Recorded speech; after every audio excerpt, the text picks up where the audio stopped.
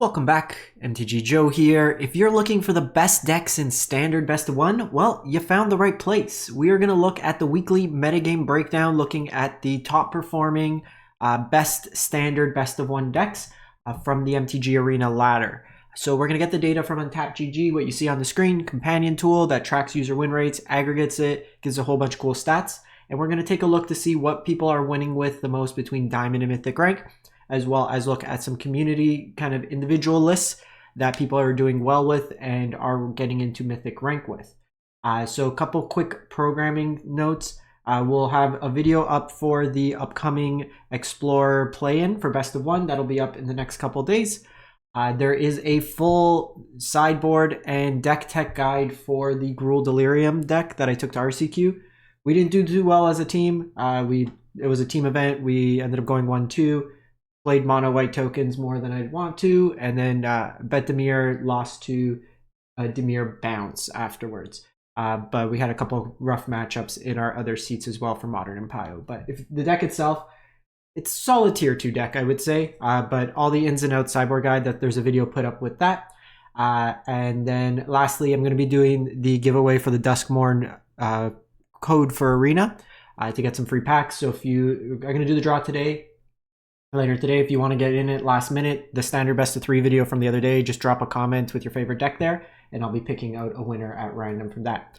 So enough kind of notes and jibber jabber. Let's look at the metagame distribution, and then we'll look at deck lists themselves. All these deck lists will be pasted in the video description, so you can copy and paste.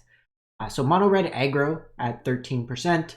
Then we have mono black mid-range at 13%. We have the Auras deck at about 9%. Dimir mid-range has seen an uptick, and now this is more the Dimir Bounce version that we're seeing more recently. It's a little bit more interactive. It's got a little bit more flexibility in Best of One, where the mid-range version is a little bit better in Best of 3 because you have access to the sideboard to really refine stuff. Rabbits at 4%. Azorius Control. People still try to play this. It's ebbs and flows. This is one of those weeks it's not doing too hot. 2.5%. Mardu Aggro, which is basically the Boros Auras deck with the fling package, and then the discard decks, which usually are just outclassed by the mid-range decks themselves. In terms of like distributions, we do see a bit of an uptick on the Auras deck. Similarly, mono blacks since the beginning of the month has seen quite a big increase to kind of challenge mono red for the top spot. So we are looking January 5th through the 12th, Diamond and Mythic Rank, 85,000 games played for the last week. Highest win rate deck is mono black mid-range at 69. Nice. In terms of win rates, 100 games, so winning about 70 out of the 100 games. They finally updated the mana base. Been telling people they've been playing Mishra's Foundry. Just play Soulstone Sanctuary. Works so nicely with the Unholy Annex. This version's got a couple combo elements in it. You'll see the Bloodletter of Aklazot's Unstoppable Slasher, kind of one-shot your opponent to death combo.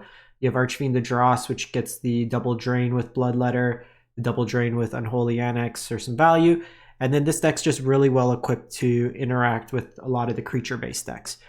Edict, Nowhere to Run, Anoint with Affliction, Go for the Throat, Cut Downs, just tons of cheap removal. You have Duress, where even against the aggressive decks, they play Monstrous Rage, bunch of auras, stuff like that, so it can hit them that way there. The mono white kind of Caretaker's Talent decks generally are the hardest because you get like a bunch of removal, but they're just drawing multiple cards per turn, so it's a little hard. Some Lilies, some Demolition Fields as well that can hit like Fountain Board and the such.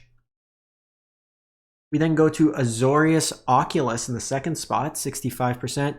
That always kind of surprises me in Best of One that it does like super well. If you're playing a lot of mono red, I could see if you could get out like an early Oculus, it could block pretty well.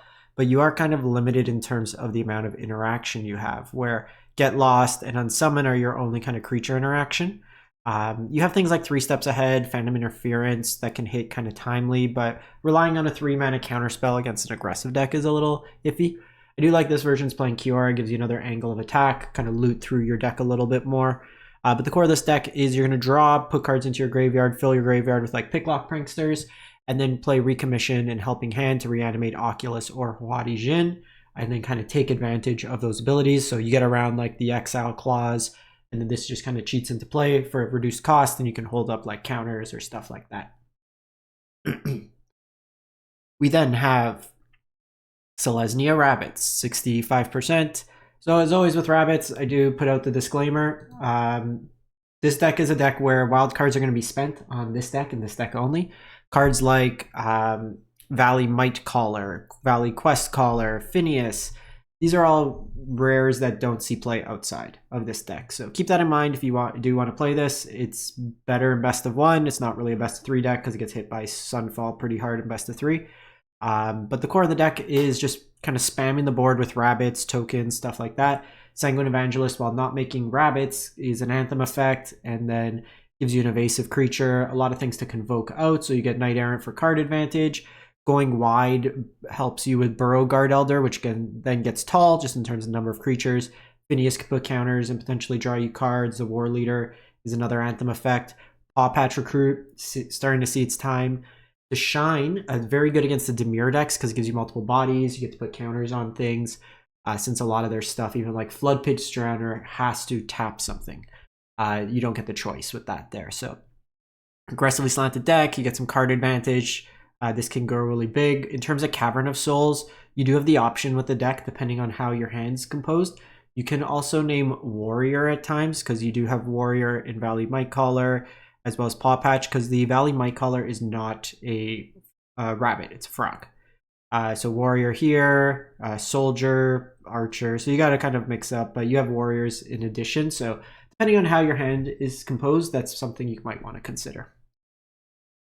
Mono Red, the Boogeyman, 63%, so pretty stock list. The biggest difference between the best of one and best of three version is typically in best of one you'll see Shock, where the best of three plays Lightning Strike. Reason being is the Shocks help you in the aggressive mirrors to have a play on one if you're on the draw. It lets you interact with their play, and then you can drop your 2-drop. But you have the mouse package, Manifold, Challenger, and Heartfire Hero. Generates the Valiant triggers. Nemesis is a pain in the mirror, kind of makes blocking a little awkward. You can target your own Nemesis with your burn to redirect it to shut off their life gain. Rockface Village works with a lot of your creatures. You get some value. The one thing that some people are trying out in best of three that I've seen is a couple copies of Soulstone Sanctuary. While it is a colorless land that could potentially mess you up on curve at sometimes, it does count as a mouse, so you get the double strike or trample from Manifold as well. And you can target it with Rockface Village for some value.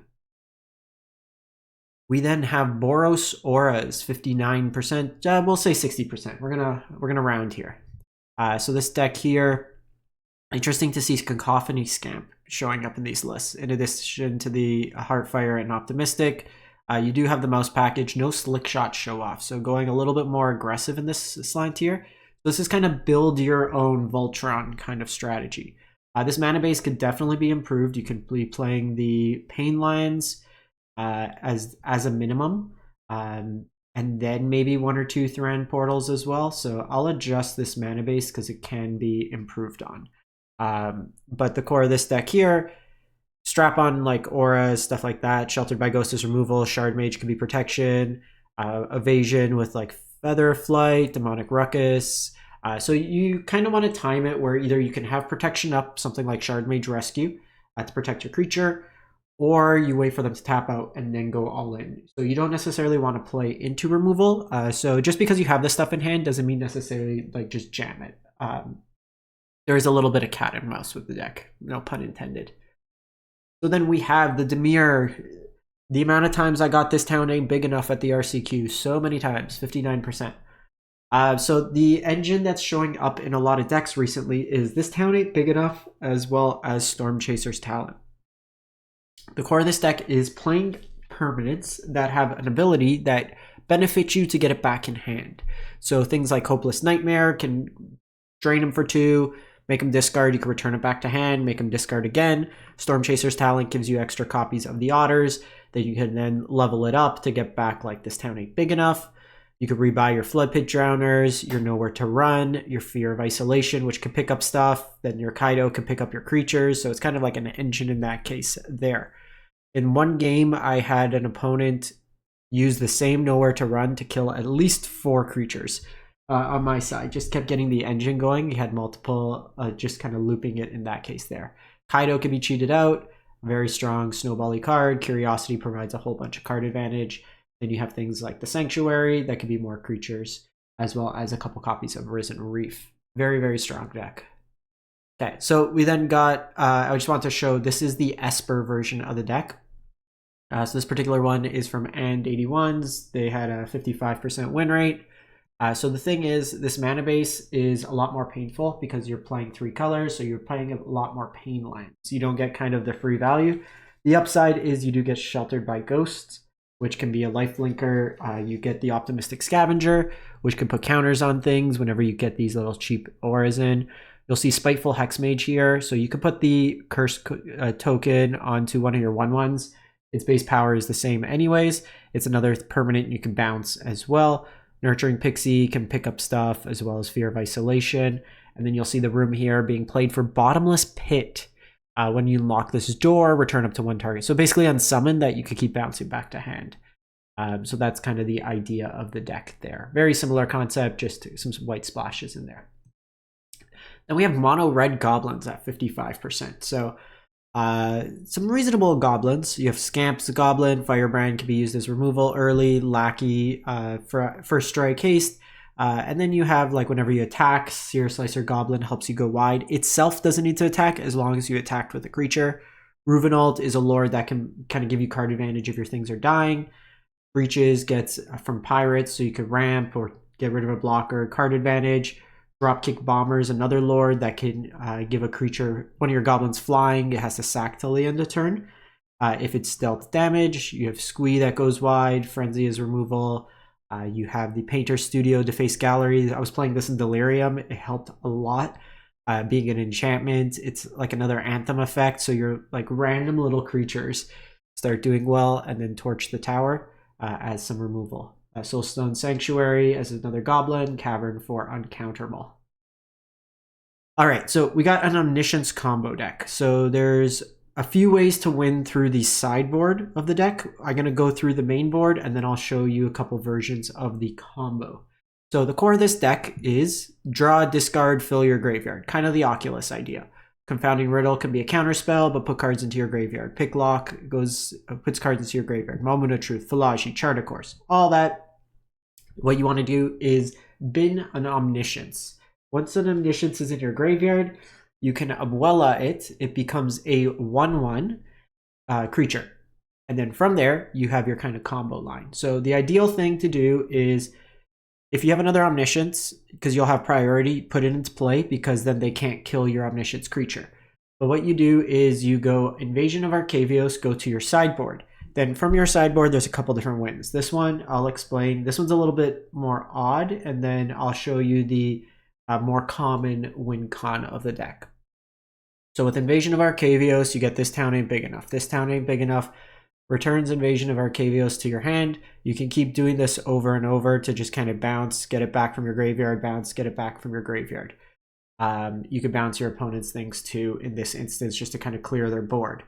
Ideally, what you want to do is, once you have this out, you can keep drawing cards. So if you do that, you keep drawing, keep drawing, keep drawing, you get your second copy of Invasion of Arcavios.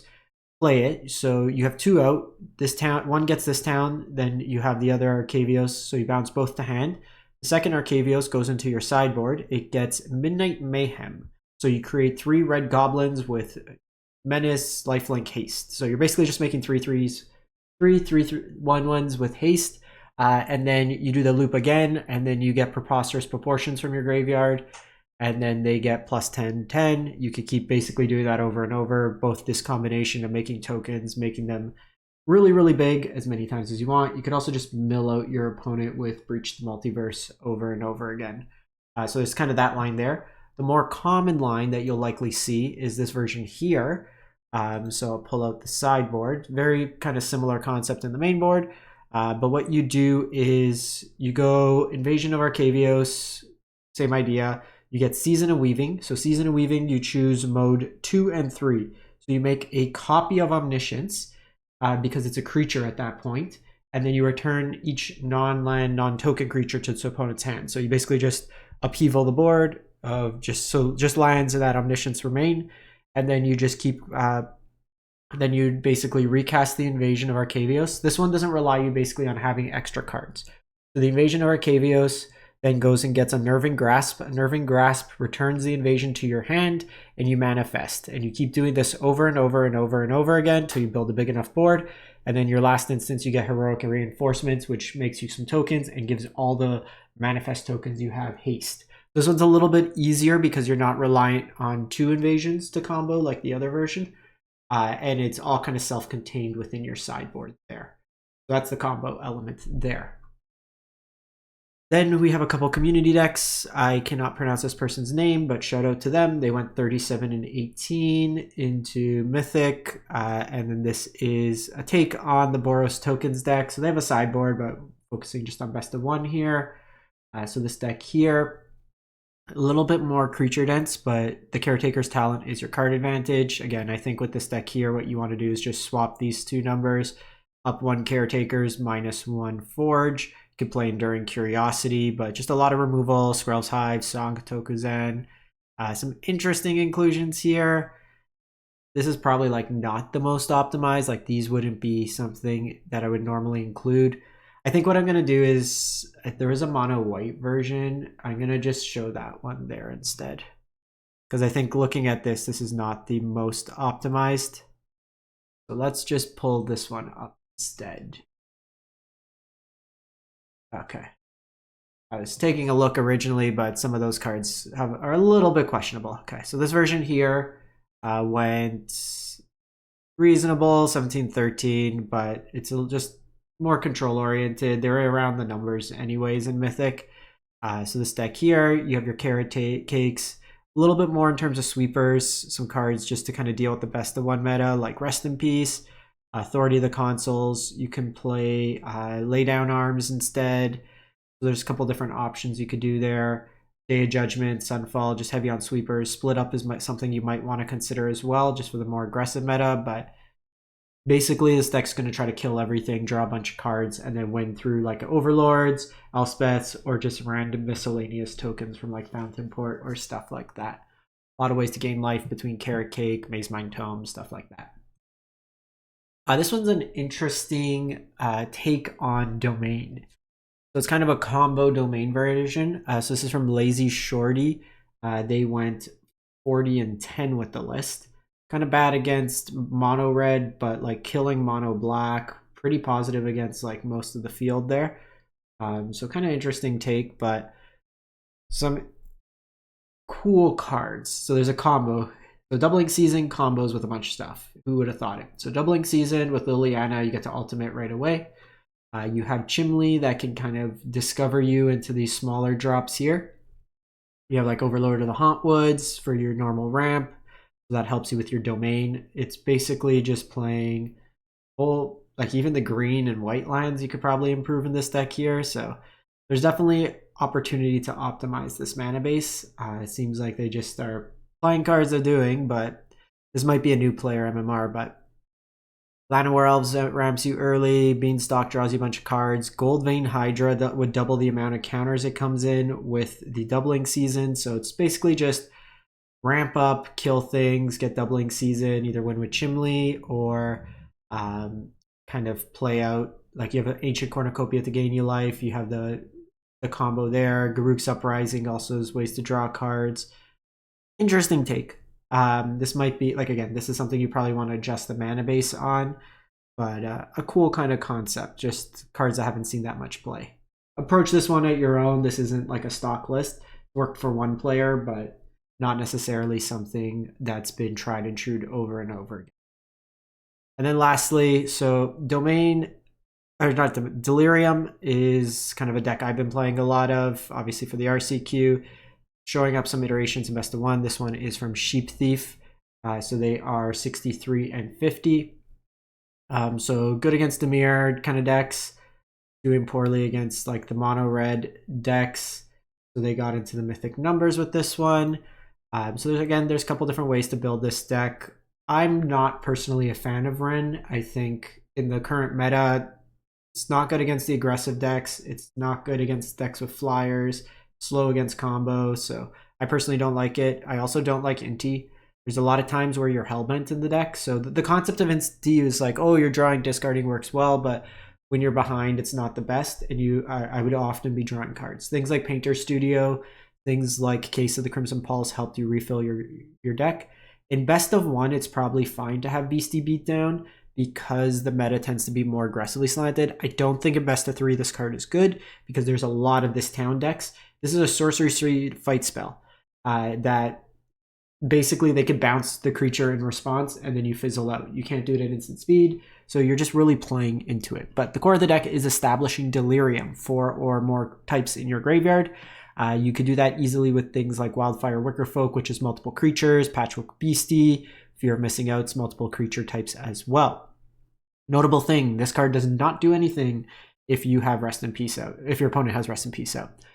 You kind of have an Ember Cleave situation where Violent Urge gives you the ability to have double strike. So if you pair it with something with Trample, it can push a lot of damage. I won a lot of games in the last couple of weeks with that combination. Fear of Missing Out can give you extra combat steps. Again, with things like Painter Studio, it's cool because the trigger on like the Anthem effect triggers twice. So you get that value there. The Wren animates Restless Ridgeline, so you get that ability. You can choose with Fear of Missing Out to untap the Ridgeline, which then untaps another creature, so you can get multiple attacks that way. In best of one, Screaming Nemesis is a fine inclusion. In best of three, I ended up dropping it. I don't think it's that good in best of three with all the bounce.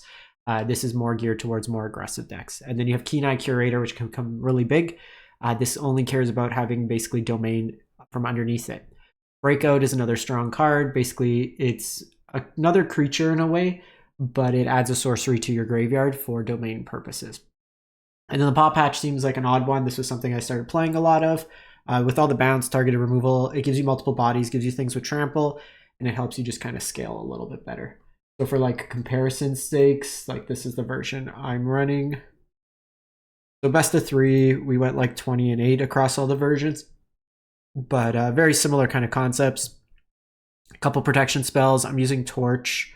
In best of one, playing like the Burst Lightning's probably fine just because it could always go face, but FOMO, we have Dragonfire, so a little bit of interaction main cases as well as Painter Studio to face Gallery, just to provide some card advantage and grind elements with the deck. That's kind of the angle I've been taking the deck. There's a full sideboard guide available on my YouTube for this one here.